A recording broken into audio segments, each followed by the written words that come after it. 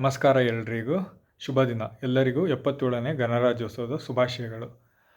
ನಿನ್ನೆ ನಡೆದಂಥ south Africa T20 ಫೈನಲ್ನ ಹೈಲೈಟ್ಸ್ಗೆ ಎಲ್ಲರಿಗೂ ಸ್ವಾಗತ. ನಿನ್ನೆ ಸೌತ್ ಆಫ್ರಿಕಾ T20 ಫೈನಲ್ ನಡೀತು. Pretoria Capital versus Sunrise Eastern Cape match ಇತ್ತು. ಇದರಲ್ಲಿ ಸನ್ರೈಸರ್ಸ್ ಈಸ್ಟರ್ನ್ ಕೇಪ್ ಅವರು ವಿನ್ ಆಗಿ 3ನೇ ಸಲ ಅವರು ಟ್ರೋಫಿನ ಅವ್ರದ್ದು ಹಾಸ್ಕೊಂಡ್ರು. ಒಟ್ಟು ಇದು 4ನೇ ಸೀಸನ್ ಆಗಿತ್ತು. 4 ಸೀಸನಲ್ಲೂ ಫೈನಲ್ ಹೋಗಿದ್ರು. ಫಸ್ಟ್ 2 ಸೀಸನಲ್ಲಿ ಸನ್ರೈಸ್ ಈಸ್ಟರ್ನ್ ಕೇಪ್ ಅವರು ವಿನ್ ಆಗಿದ್ರು. ಹೋದ ಸೀಸನಲ್ಲಿ MI ಮೇಲೆ ಸೋತಿದ್ರು.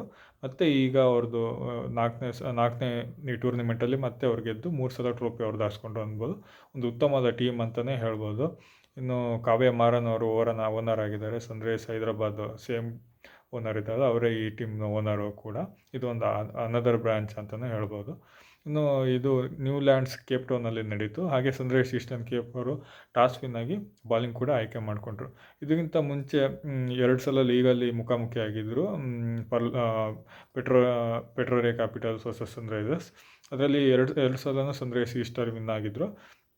ಆಗ ಕ್ವಾಲಿಫೈಯರ್ 1ನಲ್ಲಿ ಮುಖಾಮುಖಿಯಾದಾಗ ಪೆಟ್ರೋರೆ ಕ್ಯಾಪಿಟಲ್ಸ್ ವಿನ್ ಆಗಿ ಫೈನಲಿಗೆ ಡೈರೆಕ್ಟು ಬಂದಿದ್ದರು. ಹಾಗಾಗಿ ಸನ್ರೈಸ್ ಈಸ್ಟರ್ನ್ ಅವರು ಮತ್ತೆ ಕ್ವಾಲಿಫೈಯರ್ 2 ವಿನ್ ಆಗಿ ಫೈನಲಿಗೆ ಬಂದಿದ್ರು ಅಂತ ಹೇಳ್ಬೋದು. ಒಂದು ಒಳ್ಳೆ ಮ್ಯಾಚ್ ಇತ್ತು ಅಂತಲೂ ಕೂಡ ಹೇಳ್ಬೋದು. ಇನ್ನು ಪೆಟ್ರೋರೆ ಕ್ಯಾಪಿಟಲ್ಸ್ ಬ್ಯಾಟಿಂಗ್ ಫಸ್ಟ್ ಬಂದು 20 ಓವರ್ಗಳಲ್ಲಿ 7 ವಿಕೆಟ್ ಕಳ್ಕೊಂಡು 158 ರನ್ ಗಳಿಸ್ತು ಅಂತ ಹೇಳ್ಬೋದು. ಒಂದು ಸಾಧಾರಣ ಮೊತ್ತ ಅಂತ ಹೇಳಬೇಕು. ಬ್ರೈನ್ ಪ್ರೇಯರ್ಸನ್ ಓಪನರ್ 30 ಬಾಲಿಗೆ 30 ಹೊಡೆದ್ರು. ಡೇವಿಡ್ ಬ್ರೇಯರ್ಸ್ ಅವರು 56 ಬಾಲಿಗೆ 101 ರನ್ ಹೊಡೆದ್ರು. ಈ ಒಂದು ಪ್ರದರ್ಶನಕ್ಕೆ ಅವ್ರ ಟೀಮ್ ಸೋತರು ಕೂಡ ಅವ್ರಿಗೆ ಮ್ಯಾಚ್ ಕೂಡ ಸಿಕ್ತು. ಇನ್ನು ಶೆಫನ್ ರುದರ್ಫೋರ್ಡ್ ಅವರು 17 ರನ್ ಹೊಡೆದ್ರು. ಇದು ಬಿಟ್ಟರೆ 3 ಜನ ಬ್ಯಾಟ್ಸ್ಮನ್ ಬಿಟ್ಟರೆ ಬೇರೆ ಯಾವುದೇ ಬ್ಯಾಟ್ಸ್ಮನ್ನಿಂದ 2 ಅಂಕಿ ರನ್ ಬಂದಿಲ್ಲ ಅಂತ ಹೇಳ್ಬೋದು. ಒಂದು ಡೇವಿಡ್ ಬ್ರೇವಿಸ್ ಅವರ ಉತ್ತಮವಾದ ಇನ್ನಿಂಗ್ಸಿಗೆ ಒಂದು 158 ಕಲೆ ಹಾಕ್ತರು ಅಂತ ಹೇಳ್ಬೋದು. ಇನ್ನು ಬಾಲಿಂಗ್ನಲ್ಲಿ ಮ್ಯಾಕ್ ಜಾನ್ಸನ್ ಅವರು ಉತ್ತಮವಾಗಿ ಬಾಲಿಂಗ್ ಮಾಡಿದ್ರು. 4 ಓವರ್ 1 ಮೇಡಿನ 10 ರನ್ ಕೊಟ್ಟು 3 ವಿಕೆಟ್ ಪಡ್ಕೊಂಡ್ರು. ಇನ್ನು ಸಿಂಪಾಲ್ ಅವರು 1 ವಿಕೆಟ್, ಹಾಗೆ ಆಂಡ್ರೆ ನೋಕಿ ಅವರು 1 ವಿಕೆಟ್ ಪಡ್ಕೊಂಡ್ರು ಅಂತ ಹೇಳ್ಬೋದು. ಇನ್ನು ಚೇಸಿಂಗ್ ಬಂದಿದ್ದ ಸನ್ರೈಸ್ ಈಸ್ಟರ್ನ್ ಕೇಪ್ ಅವರು 19.2 ಓವರ್ಗಳಲ್ಲಿ 4 ವಿಕೆಟ್ ಕಳ್ಕೊಂಡು 162 ರನ್ ಗಳಿಸಿದ್ರು. ಓಪನರ್ ಆದ ಕ್ವಿಂಟನ್ ಡಿಕಾಕ್ ಅವರು 15 ಬಾಲಿಗೆ 18 ಹೊಡೆದ್ರು. ಹಾಗೆ ಮ್ಯಾಥ್ಯೂ ಬಿಟ್ಸಿ ಅವರು 49 ಬಾಲಿಗೆ 68 ಹೊಡೆದ್ರು, ನಾಟ್ಔಟ್ ಆಗದೆ. ಟ್ರಿಸ್ಟನ್ ಸ್ಟಬ್ಸ್ ಅವರು 41 ಬಾಲಿಗೆ 63 ಹೊಡೆದ್ರು, ಕ್ಯಾಪ್ಟನ್ ಕೂಡ ಆಗಿದ್ರು, ಹಾಗೆ ನಾಟ್ಔಟ್ ಕೂಡ ಆಗಿದ್ರು. ಬಿಡ್ಸಿ ಹಾಗೆ ಸ್ಟಬ್ಸ್ ಅವರು ಒಂದು ಒಳ್ಳೆ ಇನ್ನಿಂಗ್ಸ್ ಆಡಿ ವಿನ್ ಮಾಡಿಸ್ತಾರೆ ಅಂತ ಹೇಳ್ಬೋದು. ಇನ್ನು ಪೆಟ್ರೋರೆ ಕ್ಯಾಪಿಟಲ್ ಸೂಪರ್ಗೆ ಎಂಗಿಡಿ ಹಾಗೆ Roston Chase, Williams, Keshav Maharaj captain ತಲಾ 1 ವಿಕೆಟ್ ಪಡ್ಕೊಂಡ್ರು.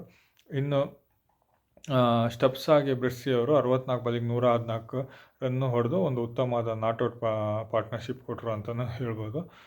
ಓವರಾಲ್ ಆಗಿ ಸನ್ರೈಸ್ ಒಂದು ಮ್ಯಾಚ್ ನಾವು ಚೆನ್ನಾಗಿ ಆಡ್ತು ಅಂತ ಹೇಳ್ಬೋದು. ಒಂದು ಪೊಸಿಷನಲ್ಲಿ ಈ ಮ್ಯಾಚು ಪೆಟ್ರೋರೆ ಕ್ಯಾಪಿಟಲ್ಸ್ ಕಡೆಯೇ ಇತ್ತು ಅಂತ ಹೇಳ್ಬೋದು. ಅವರಿಗೆ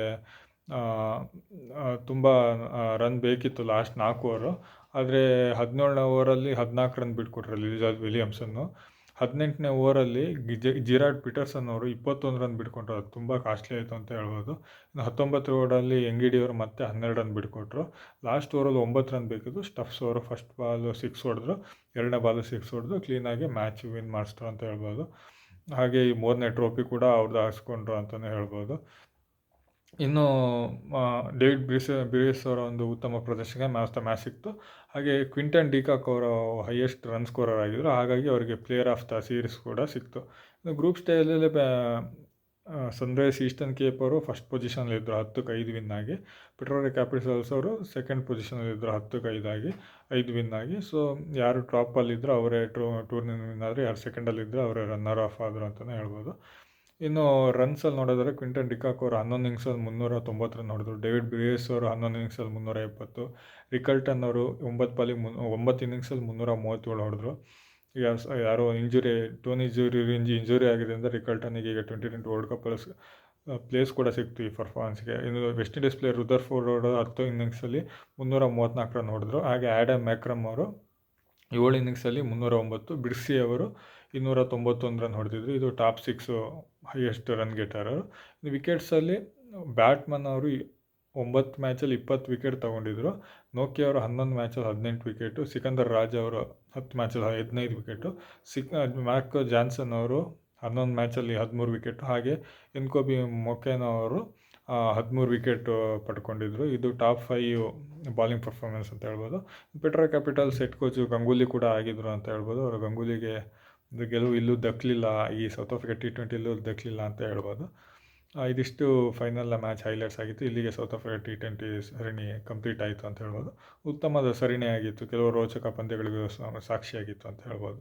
ಎಲ್ಲರಿಗೂ ಧನ್ಯವಾದಗಳು. ಶುಭ ದಿನ.